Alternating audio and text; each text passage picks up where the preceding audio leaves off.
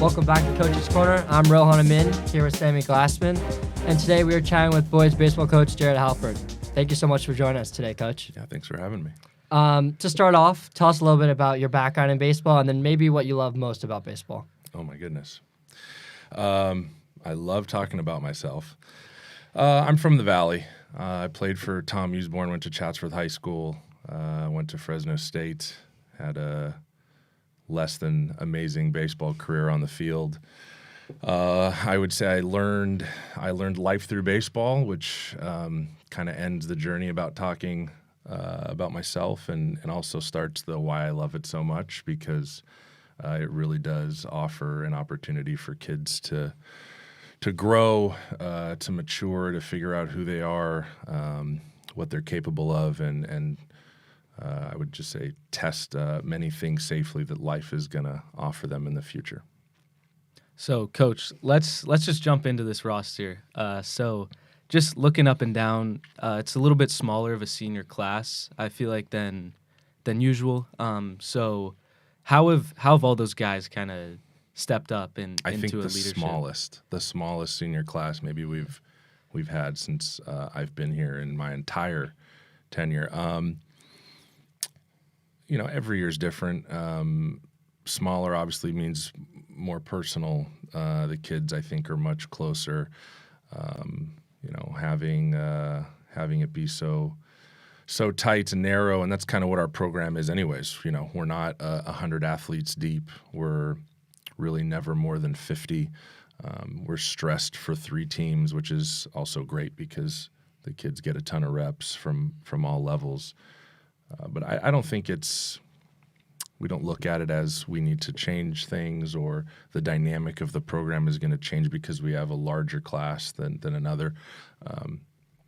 You're not a leader just because you're a senior, right? We all can carry the torch, and I think that's the way we go about it, which makes the roster sizes in each individual class pretty much irrelevant. We're all a part of the team, and everyone's got a job and a role. And then kind of on the flip side, with the freshmen, we have Ira Rootman, Drew Rico starting. They've kind of taken off this year. They've been awesome, I would say. What have they brought to this team just in the short time that they've been up on varsity? Well, production. We're in the point of the season now where we need to execute. This is about the team and winning. Not that it doesn't carry certain levels and things as well, but this is about putting runs on the board and putting our best foot forward every day. Ira got an opportunity. We've got some amazing athletes in the outfield. We're really deep there right now. It isn't that anyone else wasn't having success, but it was hey, we're going to move some things around and see who's performing at that moment on any given day. And Ira got his name called and has done a wonderful job. Made a big play game 1 at Crespi. I think that was probably the highlight of his defense so far. And I think he's managed to have a base hit in every game he's played since he started. That first game at J. Sarah, we just kind of threw him in the fire against the Lions. He's performed ever since. Drew came in again very deep in the catching spot, which is not common for us in our program, also being short in number. But Mikey Gonzalez and Nate Blum and Massimo and Aftergood and the list goes down. Everyone was competing for these innings now. I think Drew kind of edged everybody out a little bit and has performed so far. We're really proud of him as well. Yeah, he's having a heck of a freshman campaign so far. Coach, you talked about production. What do you guys do in practice, like any specific drills or anything to help your players produce and put them in the best position? Oh man, we do a lot. I don't know if any one thing could be declared this is what we do to prepare them specifically. I think we try to be as dynamic as we can be. The game can throw a ton of different literal and figurative curveballs at you, and we really try to just make sure that we're as well-rounded as possible, that we can call upon some previous experiences and say, hey, we've done this at practice. Successful or not, it's not completely foreign to you, and we should have a chance to call upon those past experiences and go execute. And do you have a particular favorite drill, you'd say? I like to hit. So a favorite drill. Now, you know what? I think my favorite drill is when we all get on the field together. We call it the gauntlet, which incorporates pretty much everything from the dirt in, which would be bunt defense and base running and first and third and rundowns and picks. We kind of clump that together and call that our gauntlet. It's high energy. Everyone's talking. I think that's probably my favorite time of practice is when we can try to simulate as much pressure and energy and excitement as we can. I think that's my favorite. Yeah. And then onto a game day routine. What does that kind of look like? And what do you put on the players like during the school day? Like what do they kind of have to keep in the back of their mind? Yeah, showing up on time on time is pretty important.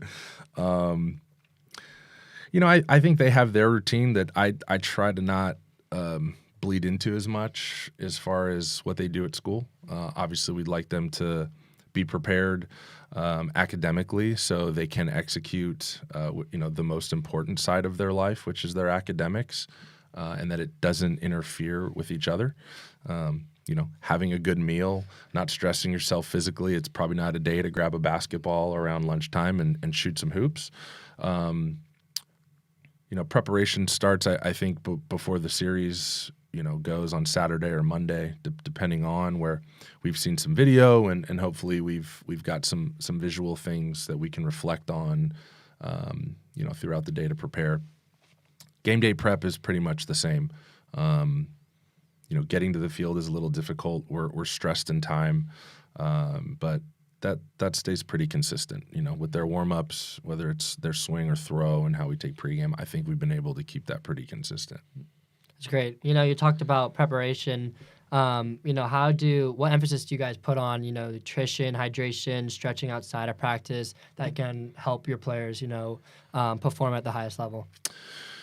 Well, we have a wonderful staff of professionals that we get to call upon, whether it's our training room, our strength and conditioning, which kind of double as the nutrition as well, the psychological component that the school has recently implemented as well, access for the kids. I don't think we're putting our hand too much in that personally. We're obviously making sure that they understand it's important and we echo the sentiment. We're not necessarily executing that ourselves, but the constant conversation of, trying to get an adequate amount of sleep, making sure you're putting what you need to put in your body to perform. It's definitely in conversation, I'd say pretty frequently. I saw clips preseason of the yoga. I know we asked about it a little bit during the Mission League Media Day. Is that still going on during the season? And if not, did the players like it? Is that something that they enjoyed? I think they loved it. Yeah, I think Cindy, who is their yoga instructor, who I don't know if she's full-time on campus or not. If she's not, she should be. She's amazing. The guys loved her. Her rapport and the way that she handles, I think, the different programs is also, that's got to be tough to go from baseball players to soccer team to football and anyone else that's trying to execute some yoga to benefit them physically. The baseball team can't be easy. I know that. So they loved her. It was wonderful. I don't think we have ever continued into the spring. Once the spring rolls around, we're a little more individualized in our preparation. We're not all just throwing on Saturdays anymore. We're throwing, on 3 different days of the week when it comes to the arms. The catcher's legs are probably a little more beat up than they are. Everyone gets a little bit more of an individualized program, makes something like, team yoga a little bit more difficult. I hope that if they saw benefits, that they're trying to do some of those things on their own or seeking it out. But, the yoga is hey, let's put your body in the best spot we can for the season. And then, like what a season is, let's hold on. Let's try to maintain what we can and stay healthy. Switching gears here a little bit, you guys came into the season obviously with high expectations. Nationally ranked. How have you guys done so far this season? Talk about maybe the other loss in the season, and how you guys have built from that loss. Yeah. Preseason rankings are fun. They are, and they can be used for motivation on either side. Either you're at the top and let's stay there, or we're not at the top and let's get there. I think it's really nothing more than that when it comes to the actual what's going on in the program. It's also not something you want to drown yourself in, is where you're at ranking wise. The season should be an outlook, a constant growth mindset. You're trying to get better the entire way through, and you want to peak at the end when it matters the most. Certainly, the gauntlet of the Mission League can be difficult, and you also need to be ready to perform pretty early. So tricky to continue to develop, but then execute at the highest level you can. I would say, honestly, the last baseball game we just played felt like we really came into our own. I know one individual would disagree. He wasn't particularly thrilled with his personal performance, and we have all the confidence and faith in the world in this young man, who I'm sure will be and did just fine. But really, as a team, there's things that we talk about. A team has to go through. You've got to lose. You need to know what that feels like for a number of reasons, even if it's just to darken your heart a little bit that you don't enjoy. And you've got to be able to come back. Those are the big two. There's a couple others that I think are important, but in terms of successfulness of a team, you got to be able to come back late in a baseball game. We give up the lead early against Crespi. We mount a comeback. We're feeling good, and then that fourth inning, I believe, third or fourth inning, where we give up 4 runs and we've kicked the ball around, and 5-2. We're not talking about a 1-run deficit. We've got this monster on the mound in the opposition, and Diego Velasquez, and we know what's coming after him, and another big arm, and Tyler Walton. Against a formidable opponent who, they've also tasted victory winning D2 last year. So for us to mount a 3-run comeback with 6 outs left, that for me was a really defining moment, only in, hey, this is what we're capable of emotionally. Can you come back from every game? Obviously not. That's not how this works. But, we now have that in our bag of, we know we can do this, and this is what Harvard Westlake baseball looks like. So I think, how's the season going? Reflecting on a loss, I think right now, we're not at full strength. We're getting healthy. We've got a couple guys that are out of the lineup. The names that have been called to step up and perform have done exceptionally well. And like I said, mounting that comeback was a wonderful chip on our shoulders, what we can do. So during that answer, you brought up who I'm assuming is Duncan Marston. He, coming into this season, he commits to Wake Forest. There's a lot of, I would assume, pressure on his shoulders to live up to the expectations that have been set for him in kind of his first full year as a high school athlete. There's been a lot of scouts at the games. There's been a lot of attention. And so how would you say from your perspective he's been dealing with that? Yeah. He really is. He is an amazing young man and human being, and to lose essentially 3 years of your 4 and to come out with these expectations, and he's unbelievable is what he is. He is. I can't imagine what he's gone through emotionally. I wouldn't wish it on any other human being. I would just say that, we're given tests and challenges, call it divine or not. And this young man had one of the most difficult tests I think I've ever seen, and he's already proven that he was worthy of this test that he's been given. Regardless of the outcome here, I'm so enamored and just in love with what this kid is. Yeah, he's got one of the most tenacious and relentless attitudes and hearts I've ever seen. And whatever Duncan Marston becomes, he's going to be able to handle it in his life, which is, like I started with, it's the best gift that baseball can give you is what you can do as a human being. So, yeah. So one guy comes up from injury after 3 years. One guy, Tommy Bridges, goes down with an injury after being a 3-year starter on varsity. He set the single season ERA school record last year. What's that been like? Because that's a really devastating loss for this pitching staff. It is. It is, and like I said, Harvard Westlake baseball, it means something. It's a living thing, and I think the ability of this program and these guys to mourn for 5 seconds for their brother that went down and also move on and know that we still have a job to do, and whether we need to do it in the name of Tommy Bridges or we need to stay ready because when his return does happen, we're going to give him that platform to be himself again. I think that's probably what's most magical and honorable about who and what we are. It was terrible. It's a terrible loss for a number of reasons, but he's still there emotionally and with us in the dugout. He's still one of the pinnacles and the leaders of this program as he's been in the last 4 years, and we're gonna be there in the end so we can give him the ball one more time. We talked about the high expectations that you guys had this year.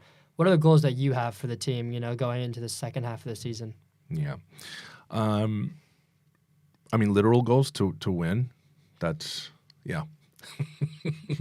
We're here to win. There's a scoreboard on. It counts. It matters. It matters to all of us. It matters to anyone that has anything to do, current, past, future of Harvard Westlake baseball, and to do it with the highest honor that we can. So we're here to win. It's win time. We're in the second half of this thing. We'd like to do it healthy and in obviously the most sportsmanship way that we possibly can. But what my expectations are is that we keep winning. Yeah.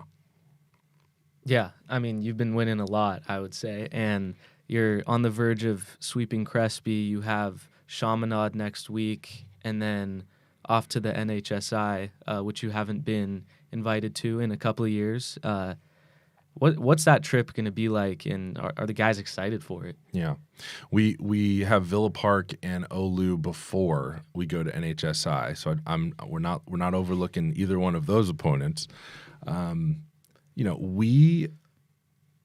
I say we have some kids that have never experienced it.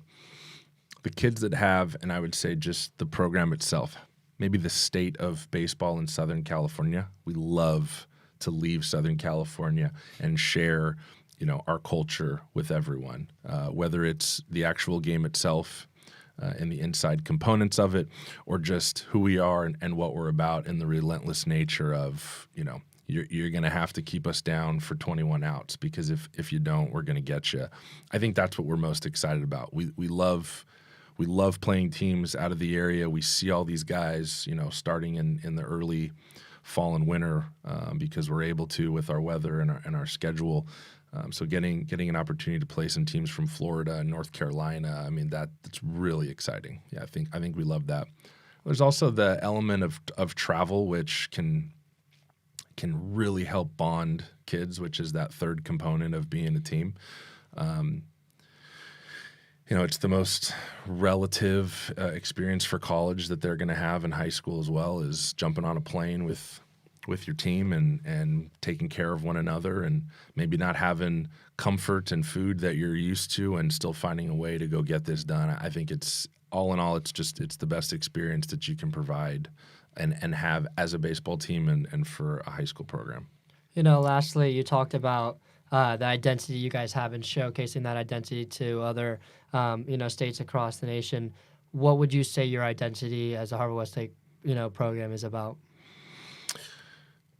Being relentless, just that this is who we are and this is what we do.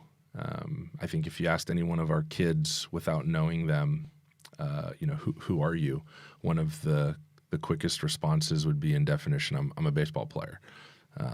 I don't know if they'd say I'm a Harvard Westlake baseball player. They probably wouldn't, but they'd tell you that they're a baseball player, and that means something. That needs to mean something, and it's pretty cool. So, yeah, man, we can endure. We can deal with some struggles and adversity. We can be accountable. We're tough emotionally and physically, and we can be counted on. We can be counted on. All right, Coach, I think that's going to wrap it up for this episode of Coach's Corner. Appreciate you taking time out of your busy schedule and giving us some insight. For HW Media, my name's Sammy Glassman with Rohan Amin. See you next time.